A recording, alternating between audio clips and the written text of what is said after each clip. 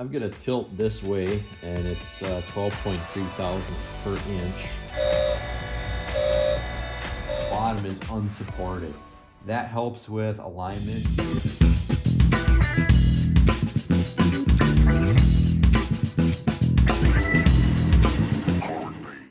Hi YouTube, thanks for joining in today. This is Hans with the Harbor Freight Mini Mill CNC project.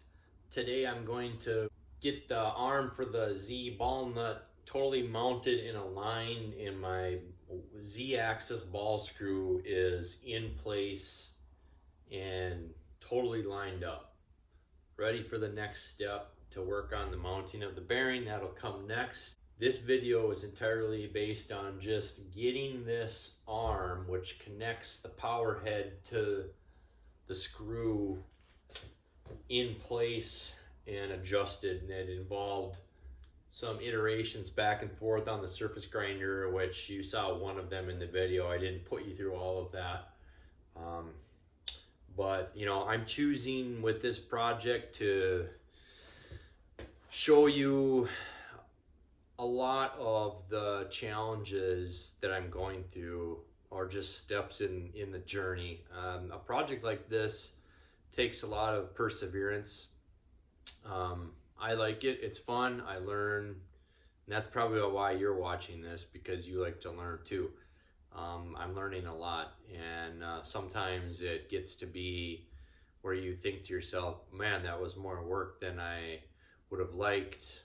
And then, you know, the next day, the next challenge comes along, and then you think the same thing again. And it's just a circle of challenges with this project.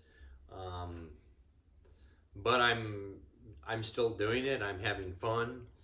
But I'm choosing to share a lot of the detail that goes into this project and not just cherry pick for a YouTube video. I'm trying to edit the videos so that way you don't get bored watching the same monotonous thing. But I like to show the different steps, maybe things that don't appear to be big deals, but my thought processes on how I'm doing certain things, certain tools I'm using. There's some new tools that you'll see in this video. So I hope you enjoy this video, and stay tuned for the next one. Please do my channel a favor and hit the like and subscribe button. Thanks.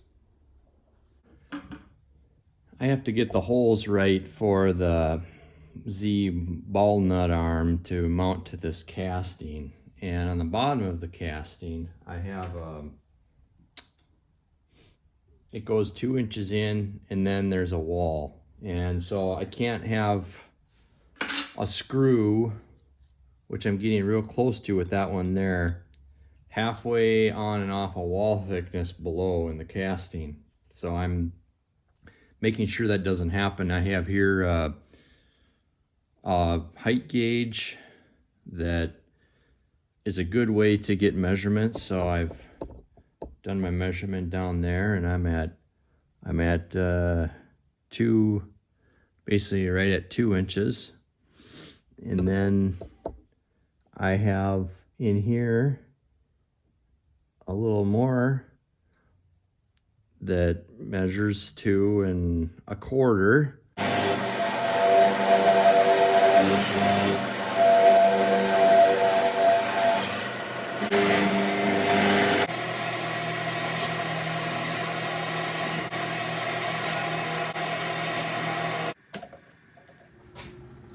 I've used my height gauge to get the center line of those holes in there, and I'm gonna drill a hole up here. So I'm gonna mark this.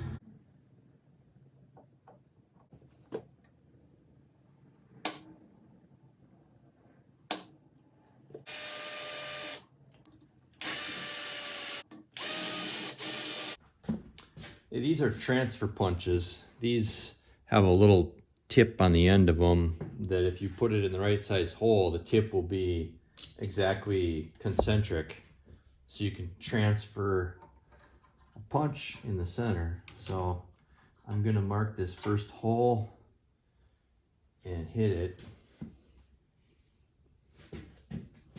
and I'm pulling it against where I want it. So I've got that one. Now I have to drill and tap that, and then I can do the other one. Now that I have this hole transfer punched right there, I have this long drill bit that I can use to go through this hole up here. Now I don't have a larger drill bit that long, so I'm gonna flip it around, but I have a pilot hole that I can go from the backside. So my hole placement will be right where I need it.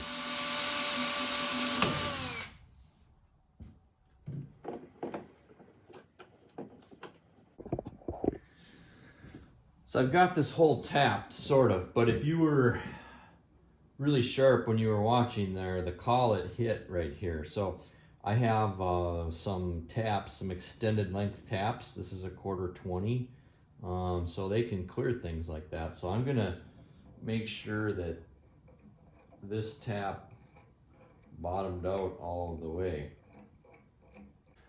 I've got the first hole drilled and tapped, and now I have a bolt in there that is holding it down. So I'm gonna transfer punch the second hole.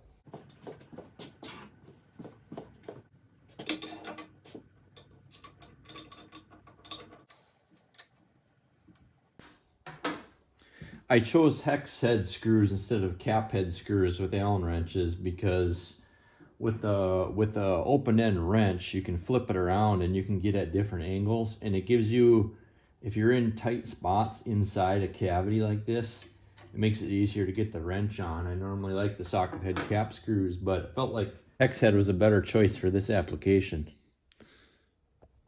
I've got this indicator mounted and it's showing me how straight the ball screw is to the ways, and there's a slight tilt to it. So I had the black piece there that's going across the way came with the mill, and I attach the indicator holder onto it, and I can slide that up and down and lock it in place. And there's a tip on the indicator. It's hard to see, but it's inside there on the ball screw. I'll move it up here and you might be able to see it there. You can see the tip of the indicator there, and if I press here it comes back. So I am nesting it down in the bottom of the groove on the ball screw, at the bottom and then at the top, and then I know how far off I am. I'm zeroed on the bottom, so I'm gonna measure how far up I went. So I'm at 7.125, 2 9/16. I am off by 12.3 thousandths per inch. That's what I have to correct for. Gotta tilt.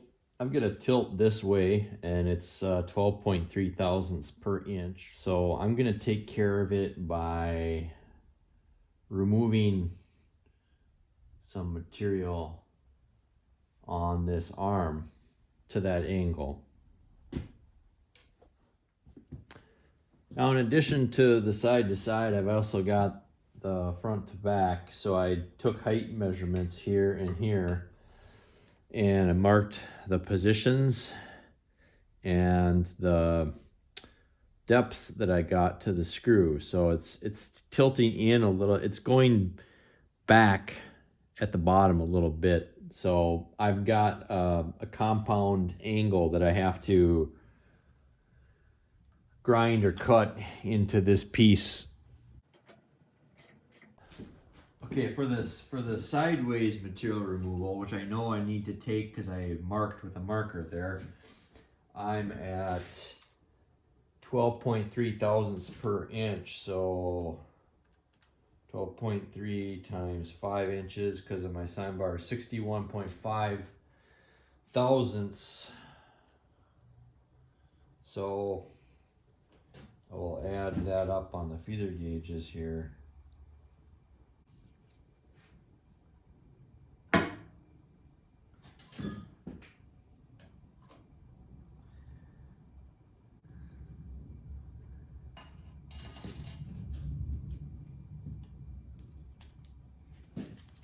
Okay, there we go. Okay, this is a single axis sign plate, not a, what do they call it, a compound sign plate. So I have to grind both of these angles at the same time. So I did the math and I put a feeler gauge up here. And so I have a little bit of a slope this way. And then my sign plate is tilted this way. So I've got a compound angle that I need right here to get the grind that's necessary.